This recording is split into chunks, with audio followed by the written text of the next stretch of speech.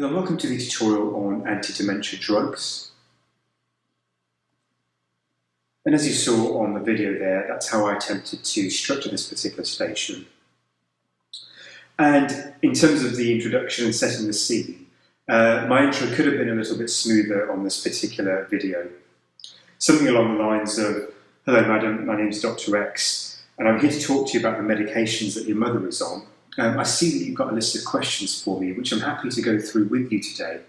But could you tell me about your own understanding of your mother's illness first, for example, as a better introduction?"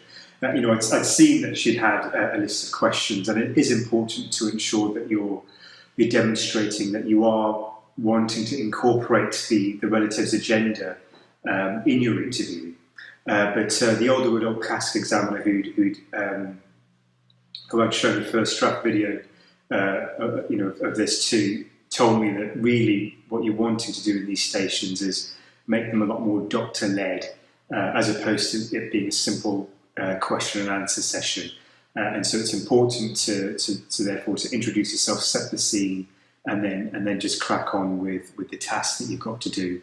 But also just make one acknowledgement that, okay, you can see that they've got some questions there, but then aim to answer them later on in the interview as to starting it off as a question and answer thing. So I hope that makes sense for you.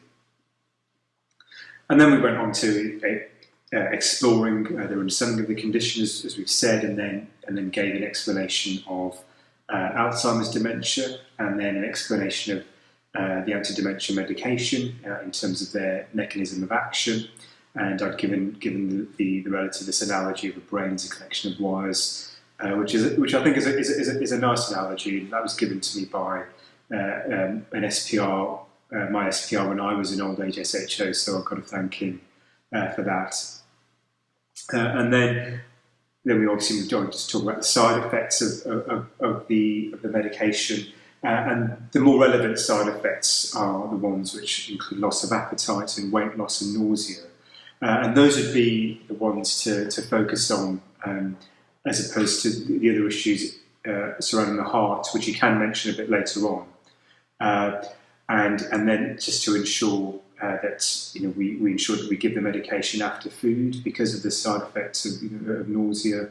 And if there is a concern that he's unable to tolerate this particular medication after a couple of days, then we'll have to look at other alternative medications, as a patient not eating has more serious implications than memory issues. And so that was the advice passed on to me by the Older Adult CASC examiner. When you are talking about side effects, the ones around gastrointestinal side effects like loss of appetite, weight loss and nausea are the ones that are more concerning, as opposed to the issues around bradycardia, which you do need to mention, but not straight away. And then in terms of alternative medications, obviously there's rivastigmine, galantamine, which you could mention if you get asked about. Additionally, there's also this need for doing an ADL assessment to help with the package of care. Other concerns that came up in the interview were, could the rest of my family be on donepezil? And obviously that's not, you can't do that because it's only licensed for people who have a diagnosis of Alzheimer's dementia. And then we spoke about the rarer side effects like bradycardia.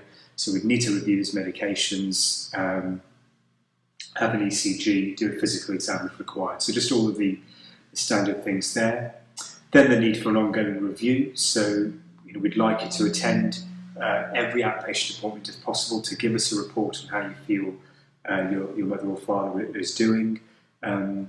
And we'll obviously see how her memory is, but also it's important to look at her behaviour and level of functioning, sort of normal day-to-day tasks, to see if they've changed.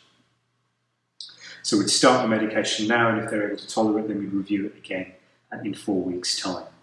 And then, again, as with all of the standard ways of closing particular stations like this, we've only had a limited amount of time today. Please do come back another time. I'm happy to explain anything, etc., etc. Offering patient information leaflets and then closing the station appropriately. And then one of the other things which has come up is, are these tablets addictive? And obviously these particular medications are not known to be addictive. So I hope that makes sense for you, and then let's just briefly talk through the script for this particular scenario. Hello madam, my name is Dr. X. I'm here to talk to you about the medications your mother is taking, and I'd like to explain their purpose to you today. Please do interrupt me at any point if there is anything that concerns you or doesn't quite make sense. Could I start by asking what your understanding of your mother's illness is? And then we move on to an explanation of Alzheimer's dementia. So, yes, that's right, she has a diagnosis of Alzheimer's dementia. If you imagine the brain as a collection of wires which communicate with each other with chemicals, in Alzheimer's dementia there is not enough of a certain chemical that allows these wires to communicate properly, which gives your mother her memory problems. Does that make sense?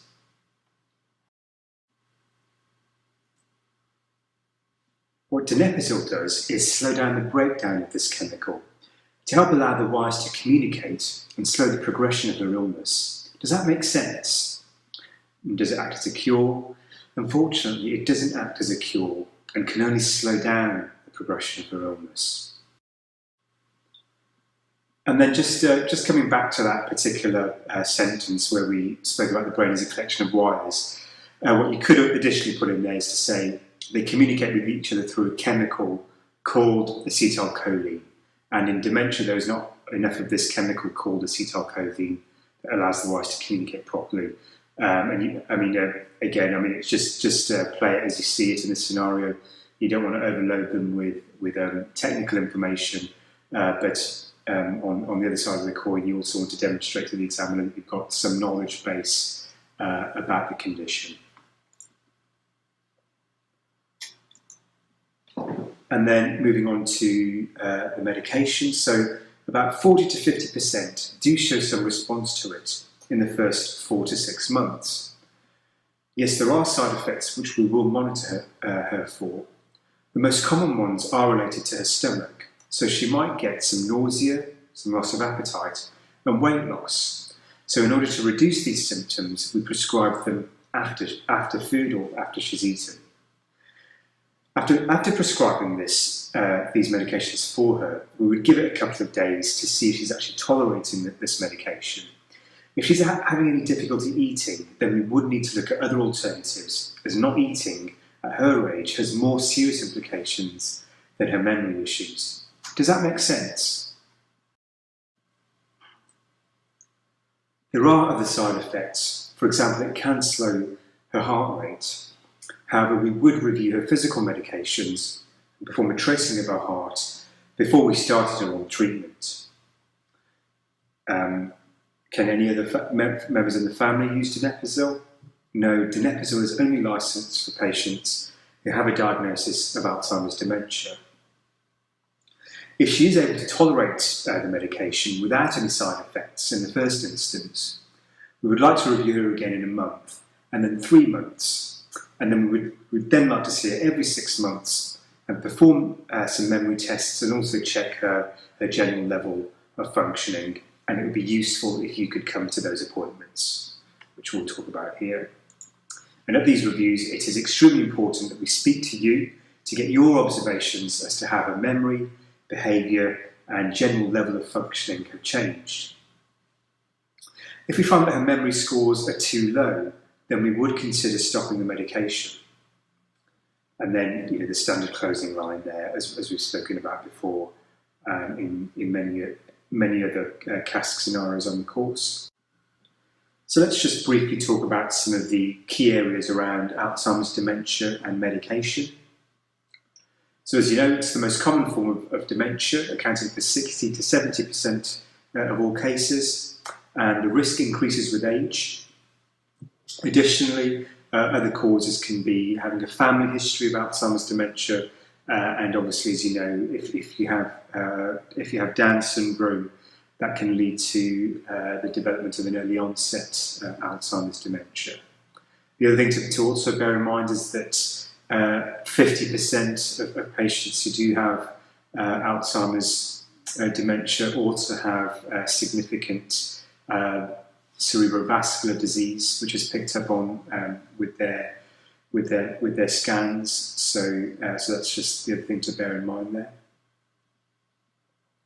And then in terms of the signs and symptoms, as you know, memory loss is obviously key, and short-term memory deteriorates first, then the long-term memory deteriorates.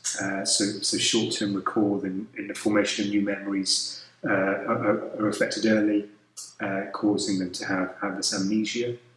And then in terms of personality changes, those are usually well preserved until the later stages. So things like withdrawal, apathy, irritability, and poor executive functioning occur later on. And then things like speech, things like aphasia do occur earlier.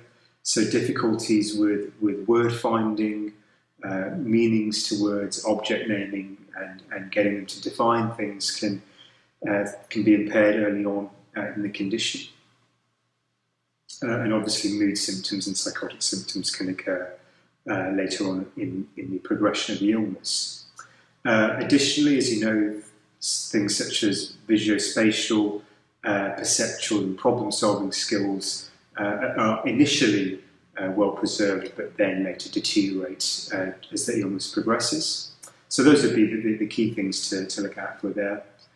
And then in terms of the differential diagnoses, from a psychiatric point of view, we've spoken about depression and the presence of a pseudo-dementia could be one thing to rule out. Delirium, psychosis, as we've spoken about before.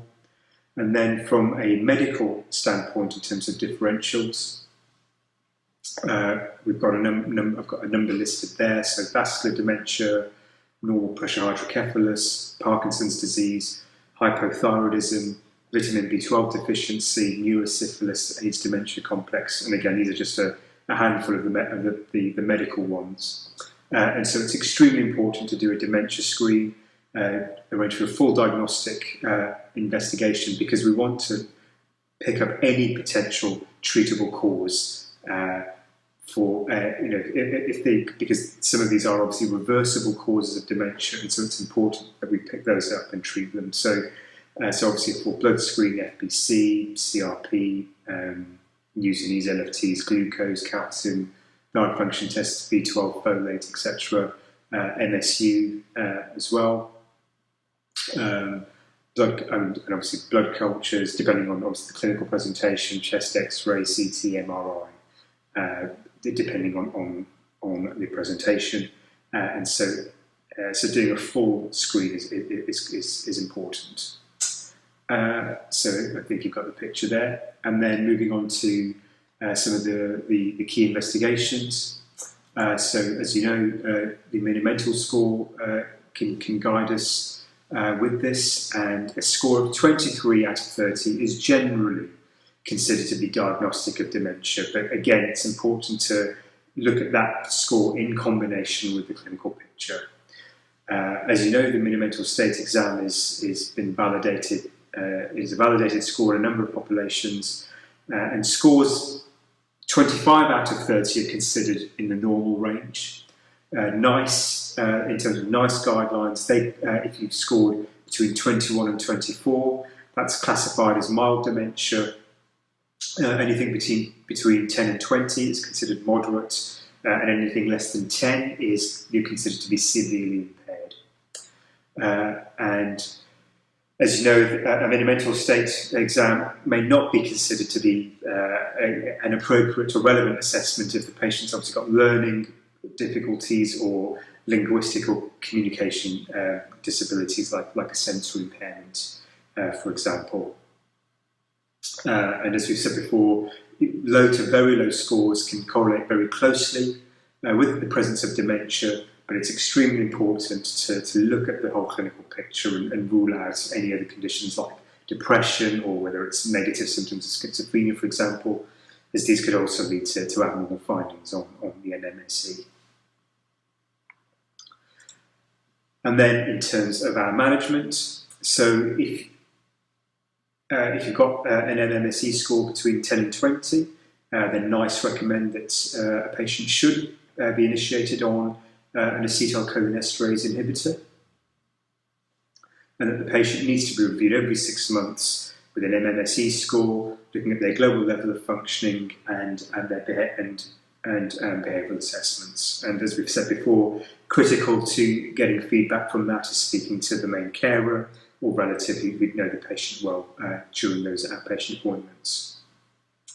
And as you know, acetylcholinesterase inhibitors and memantine should not be prescribed to people with vascular dementia for the treatment of their cognitive decline. And as you've said before, in terms of vascular dementia, the key thing is really trying to optimise any cardiovascular factors and reduce their risk in regards to those. And then as we carry on in terms of our management, don't forget the key issues of taking a multidisciplinary approach. Carers assessment is important, looking at issues of enduring power of attorney. Are they driving? Do the DVLA need to be performed? And also ensuring that both the patient and carers and relatives are aware of the Alzheimer's Society as well, who are fundamental really in providing a host of information around the illness and its management. And then in terms of alternate scenarios, and so you could have to do a cognitive exam on a patient with Alzheimer's dementia.